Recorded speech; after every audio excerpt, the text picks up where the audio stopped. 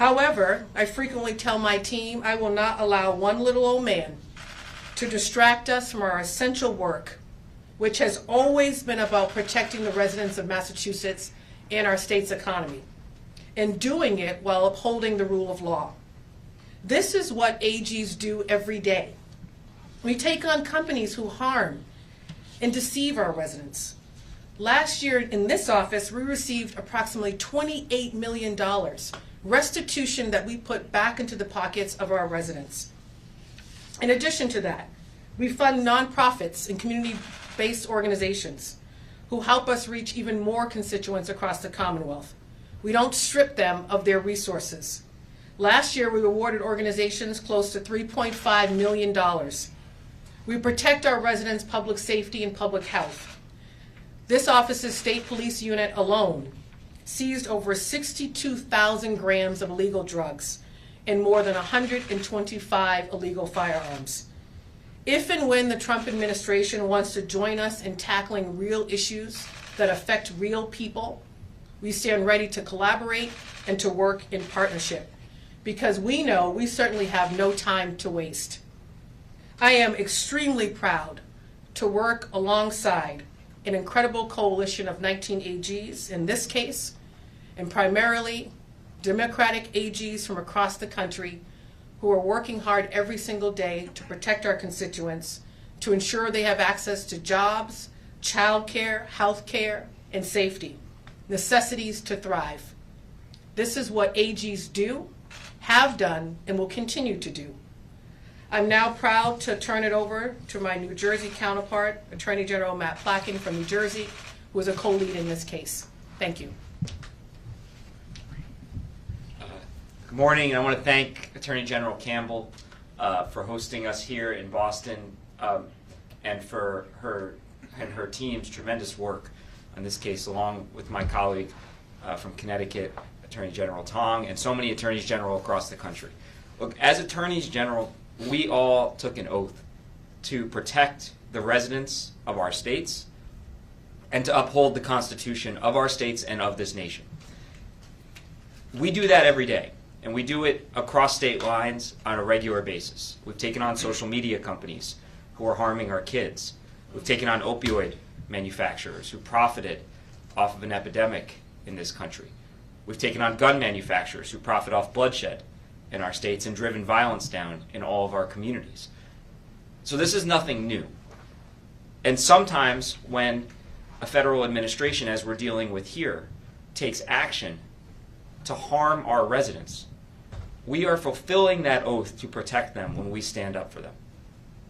I've personally done that with Democratic administrations, and now we're doing it with respect to what President Trump did on his first day in office, late at night, when he, with a stroke of a pen, or as my colleague said, a Sharpie, rewrote the Constitution for the first time in 157 years. 157 years to remove birthright citizenship from the 14th Amendment. Birthright citizenship, which was enshrined in the 14th Amendment in the wake of the Civil War, because this country said we no longer want to have a debate about whether children born on United States soil are entitled to the rights and privileges of American citizenship. We settled that debate 157 years ago. And the Supreme Court, on multiple instances, has confirmed that we settled that debate. And yet, on his first day in office, the president said he wasn't going to be bothered with that history. He wasn't going to care about the plain text of our nation's foundational document. And he was going to say for a whole class of residents, born here, babies born here, who have no ties to any other country, that they're not American citizens, they're something else. It doesn't say what they are, doesn't say what they're entitled to, doesn't say what this country, how this country will treat them, but that they are somehow different than every other child that's been born on U.S. soil for well over a century and a half. That harms these kids, it harms our states, and like I said, when you violate the Constitution, when you hurt our residents, we are fulfilling our oath and doing our job to stand up for them. And in this case, and in many others, I'm really proud to work with an incredible coalition of attorneys general who we showed were prepared to stand up for the rights of our residents, to stand up and protect them from harm, and stand up for the rule of law. Because when we talk about the rule of law, it can sound like an abstract concept, but what it means is that the president, as powerful as he may be, is not a king, and he cannot rewrite the Constitution overnight with a stroke of a pen, that he has to be subject to the guardrails put in place in our Constitution and in our laws. And those laws bind Democratic presidents, Republican presidents, and everyone in between. And that is what the rule of law means. And that is what we are doing in this courtroom today. And that is why I am proud to represent the 9.5 million people of the state of New Jersey, the state that is home to Ellis Island, to millions of immigrants who have made us, enriched our state in ways that I couldn't possibly count. It's my honor now to turn the podium over to my colleague from Connecticut, Attorney General William Tom. Thank you, General Placken, General Campbell.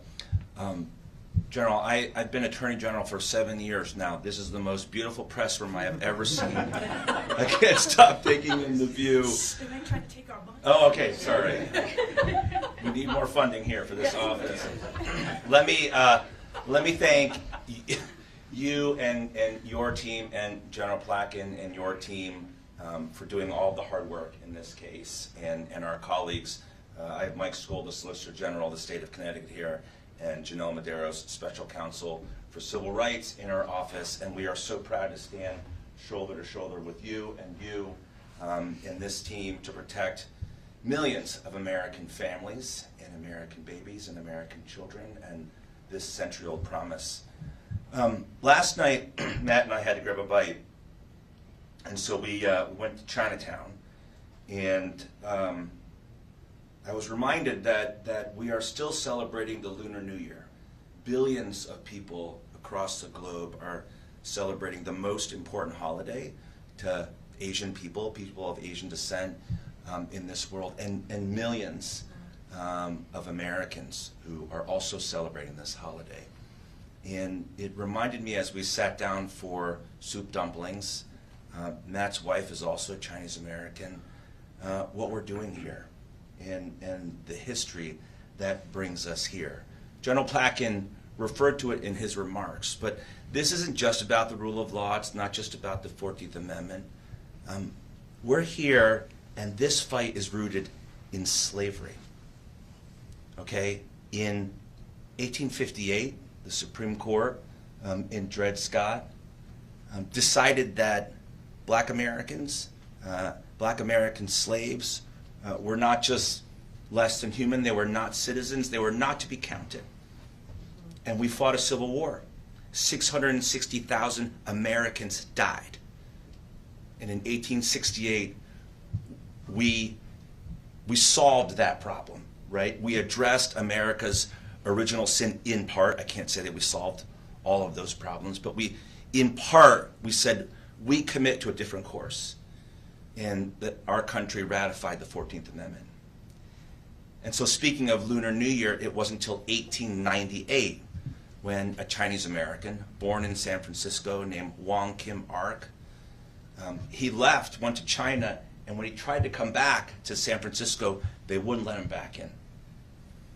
And I believe, as the story goes, he stayed on a ship in the harbor waiting for his case to be resolved by the U.S. Supreme Court. And the U.S. Supreme Court clearly said, in that case, more than 100 years ago, that if you were born on American soil and subject to the jurisdiction of this country, you're an American, period. And so if you're an originalist, if you're a textualist, if you're Justice Gorsuch, are you hearing me, Justice Gorsuch? If you read the language, okay, it could not be more clear. You're born on American soil, you're an American. Why does that matter to so many of us? Why is it so personal? Because if that's not true, I'm not standing here. And that's true for a lot of people in this city, in this state, I bet a few more people in this room. We are not here without the guarantee of the 14th Amendment. My parents came here with nothing. They showed up of all places in Hartford, Connecticut. My dad had just 57 cents in his pocket when he got off a Greyhound bus. He wasn't a birth tourist. He and my mom met in the Hartford area. They weren't looking for a place to have a baby, have an anchor baby, as they call us. They and my grandparents were running for their lives, like so many people. In America, Connecticut, of all places, offered them the best chance. And when I was born the first American citizen in my immediate family by right of my birth, an hour and a half south of here in Hartford, Connecticut, in Hartford Hospital. Not because I derived citizenship from my parents, Southwest, sorry.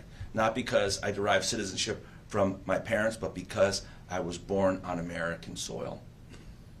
And if my parents didn't know that I would be a citizen at that moment, what would they have done? I'll tell you what they wouldn't have done. They wouldn't have put everything they had into me and my sisters. But because I was born a citizen in this country, they knew they could sign a lease, they could buy a house, they could start a business, a Chinese restaurant, they could start another Chinese restaurant, they could build a life for themselves and our family and grow a business and build something not just for me, but for my sisters, my cousins, our extended family.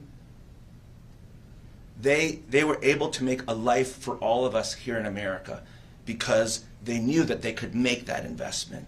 It was guaranteed to them by the Constitution and by the 14th Amendment. And if they didn't know that, I have no idea where I would be. And I think about these kids. I think about how they would be treated if this guarantee were not real and were not enduring. What status would they have, as General Campbell asked? Would they be Americans? Would they be stateless? What would their parents do? Would their parents be able to sign a lease, buy a house, run a business? All of that goes out the window. And so we're here fighting not just for the rule of law, not just for the Constitution, but for the millions of Americans who contribute so much to our country, who help power this economy and make us who we are. It was Ronald Reagan, I just want to remind my Republican friends, it was Ronald Reagan who said that this is part of our essential character as a nation. It's part of the great beauty of our country. Let me close by saying that in this moment, and in the past 2 weeks, there have been some dark moments. And it's going to be tough in the days and I think the months and years ahead. And I have been asked by people in Connecticut, what gives you hope? What gives me hope? And I say what gives me hope is that my parents were two immigrants with nothing. They were not citizens when I was born, but that because I was born an American, my parents were able to open a restaurant, and they worked themselves 7 days a week, 12 to 15 hours a day. They worked themselves sick. I saw them do it because I worked side by side with them in that restaurant. And in one generation, I went from that hot Chinese restaurant kitchen to being the Attorney General of the state of Connecticut. That is America's promise. That is what we're fighting for today. Thank you. I want to clap. I would now like to introduce Marian Albert, who is from a senior attorney from Lawyers for Civil Rights, and they have filed a complimentary case on behalf of expectant mothers. And so I'd like to welcome Marian to the program. Good morning, everyone. My name is Marian Albert. I am a senior attorney at Lawyers for Civil Rights. Lawyers for Civil Rights represents an expectant mother, the Brazilian Workers Center, and La Colaborativa, organizations that have spent decades standing shoulder to shoulder with immigrant families. Today, they find themselves at the front lines of a battle against one of the most dangerous and unconstitutional attacks on immigrant communities we have seen in our time. The executive order issued by the Trump administration seeks to strip native-born Americans of their fundamental right to American citizenship. The executive order targets U.S.-born children of immigrant parents, children who have done nothing wrong other than take their first breath on American soil. With one stroke of a pen, as has already been said, this administration seeks to rob children of their identity, their legal protections, and their future. These lawsuits halts them in their tracks. The harm to our clients, the families, and community organizations we represent is profound. The Brazilian Workers Center and La Colaborativa are flooded with daily calls from terrified parents. Mothers preparing to welcome their children into this world now face a terrifying question. Will my child be stateless and denied belonging in the only country they will ever know? Countless families who have built their lives here, worked hard, and contributed to their communities have now been told their children will have no legal home. The impact of this unlawful executive order goes beyond invoking terror. It is destabilizing entire communities. Without citizenship, these children will be denied passports, social security numbers, and the right to vote, work, and live freely in their own country.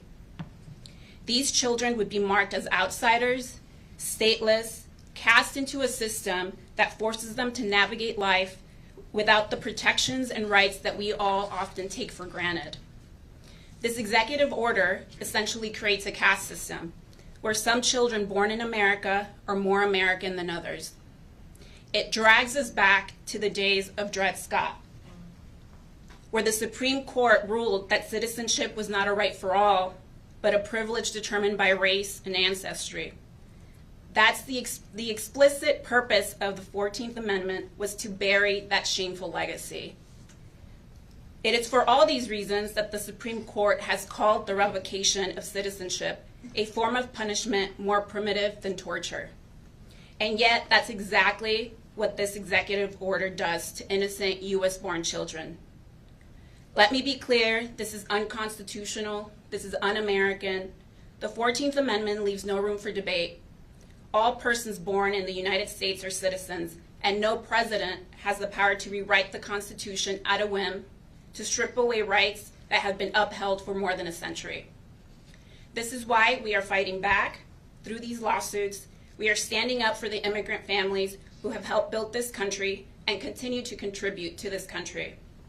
The very principles of fairness and equality that define America are at stake. The country has the power, the court has the power to halt this order before it does irreversible harm. And we are confident that they will do that today. Our message today is clear. We will not allow this injustice to stand. We will fight for every child, for every family, and for the Constitution itself. Because in America, your birthplace, not your parents' immigration status, determines your citizenship. That is the law, and that is justice, and that is what we will always defend. Thank you. We're happy to take a few questions.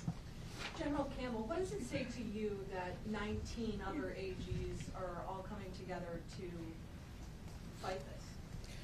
Well, like I said, we are absolutely blessed, and I say we, all of us AGs, to work in a coalition of mainly Democratic AGs, at least in this context, who not only are doing the great work of protecting our residents and our economies in our respective states, but doing it while upholding the rule of law. We all understand deeply and personally what the rule of law means. We are a society of laws. It is a contract between the Constitution and the constituents we serve to provide them basic rights and basic necessities, and it's our job to uphold that Constitution.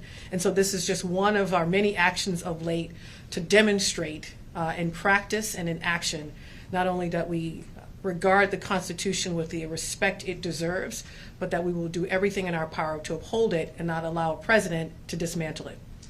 And what message do you have for families who are watching this right now who are in fear of their future families? We would say, and I'll invite AG Placken and Tong to come up as well, don't be afraid. We understand this is a administration that is intent and strategizing how they can sow fear and anxiety. It is intentional. But we want folks, do not be fearful, keep your hope.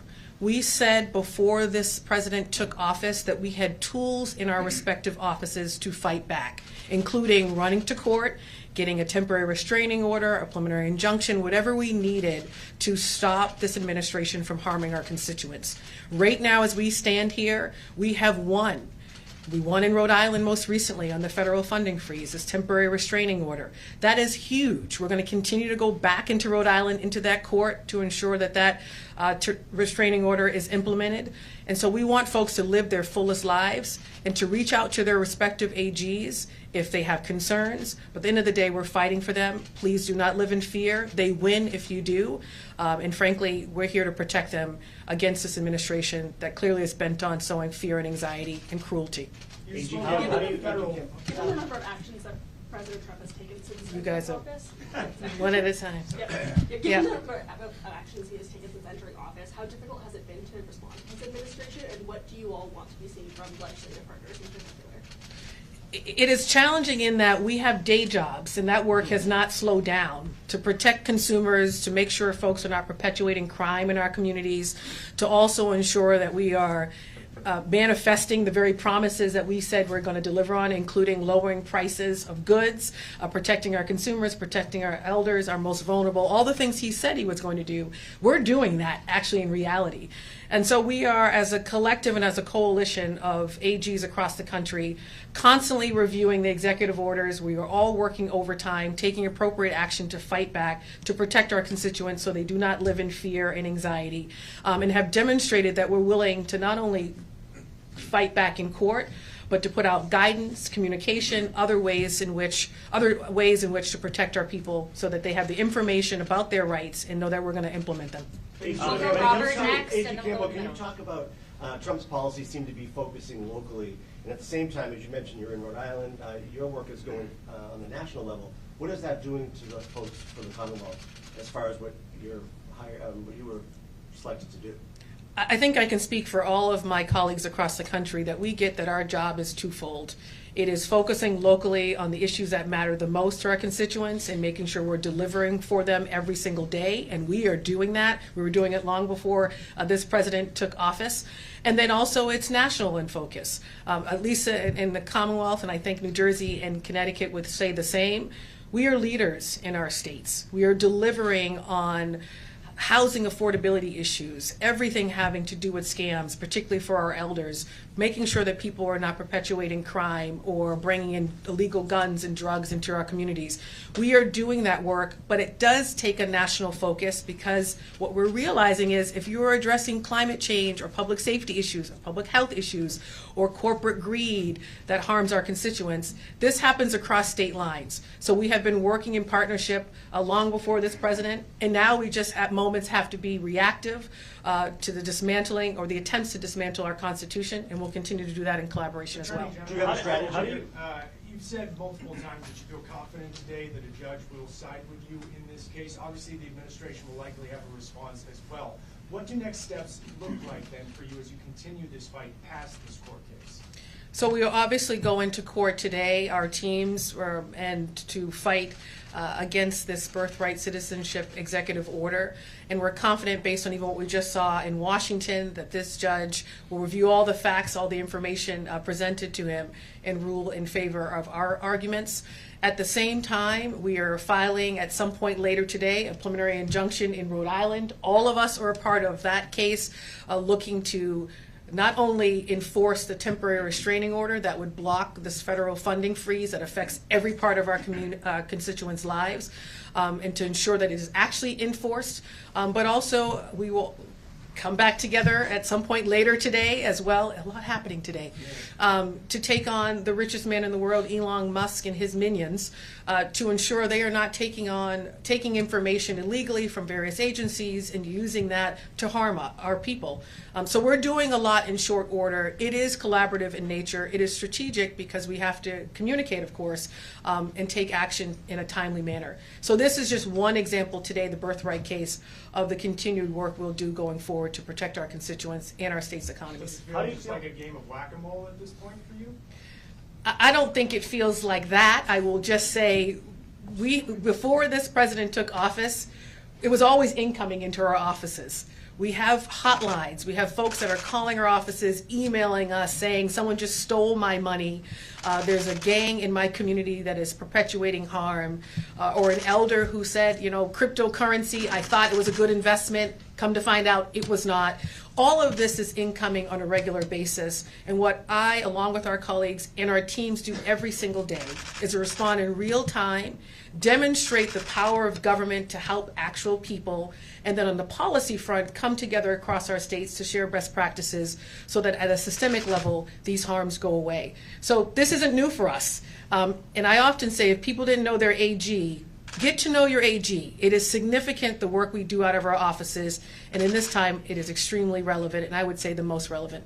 And we'll do last question right here. I'll do one more question here, and then I'm going to let my colleagues here respond to all of your questions, but give them opportunity to say a word.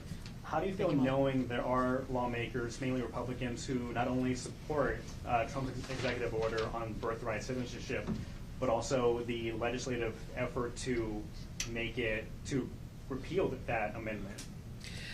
I think it's hypocrisy. Many of the folks who are in government right now, who are serving our constituents, and we're blessed to have an elected role, it is a blessing that we all agree it's an incredible opportunity, but it's a blessing to serve as AGs of our states. Many electeds can trace their history back to immigrants. Or if they can't, in my case, born and raised here, my father born and raised in Boston before me, we can trace our history back to those folks who fought for me to stand here today, to be a citizen, and for that to be made crystal clear over a century ago. So it's sheer hypocrisy.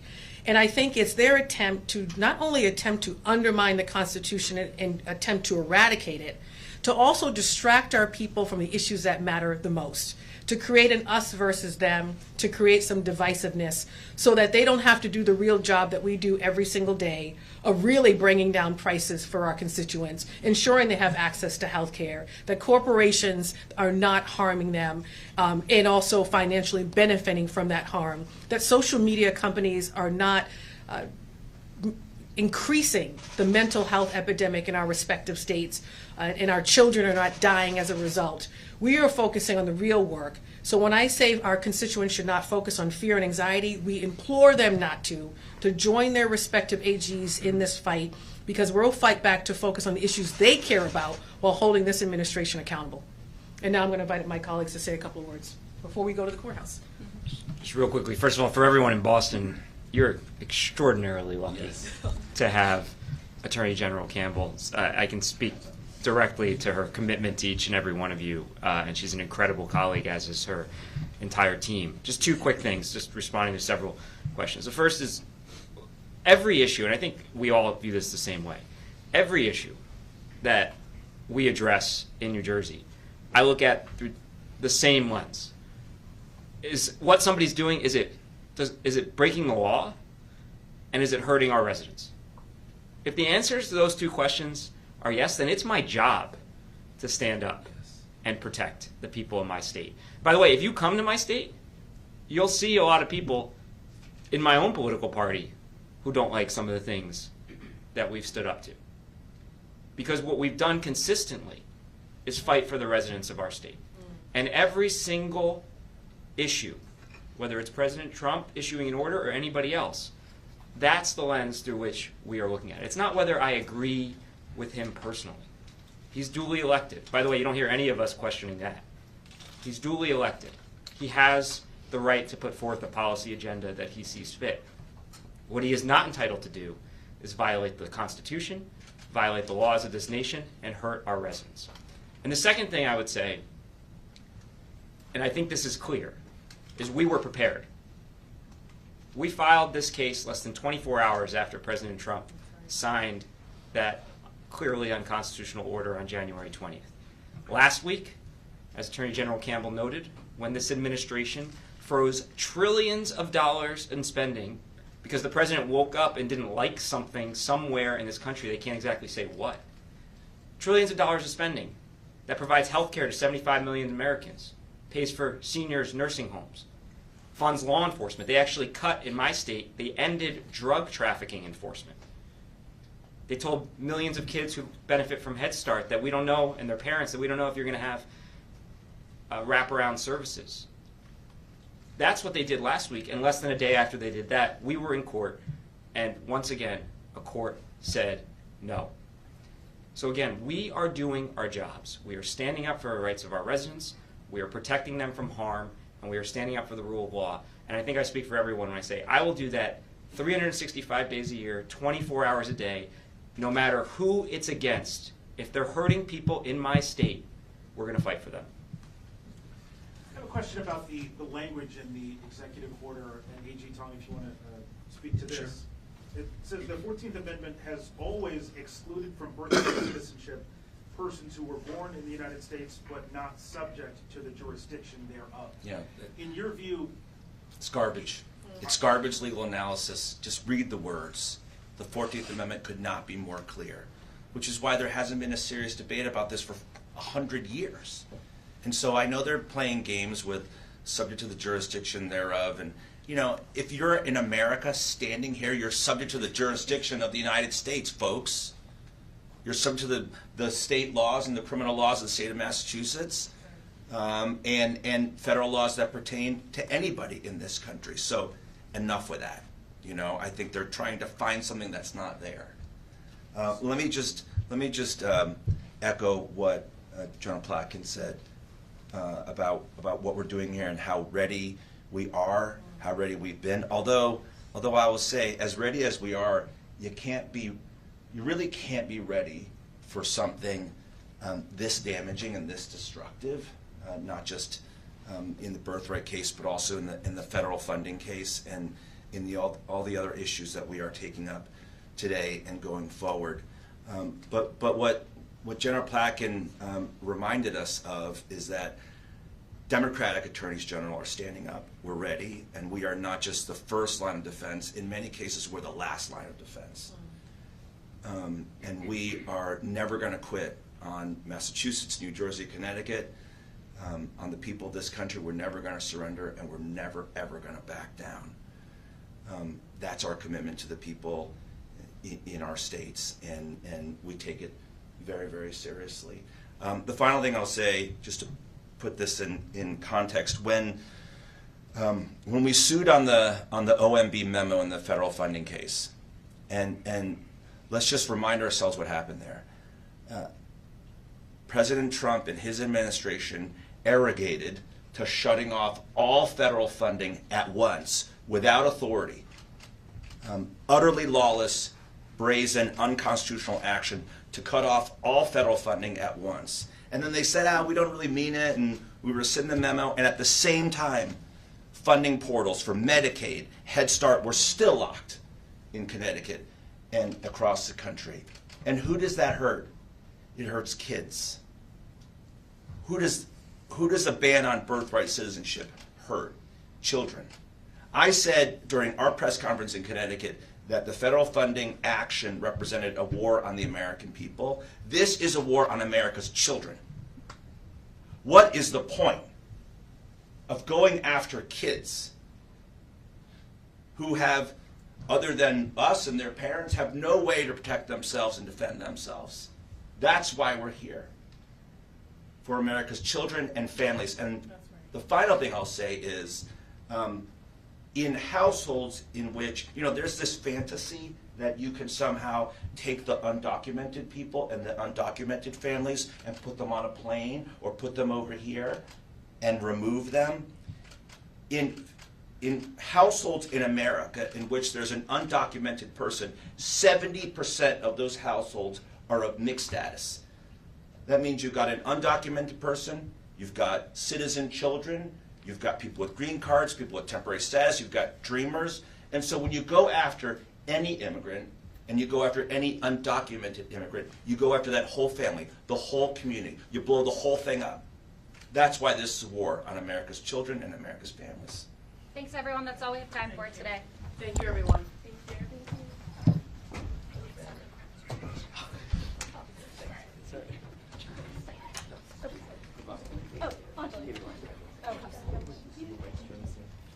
Miriam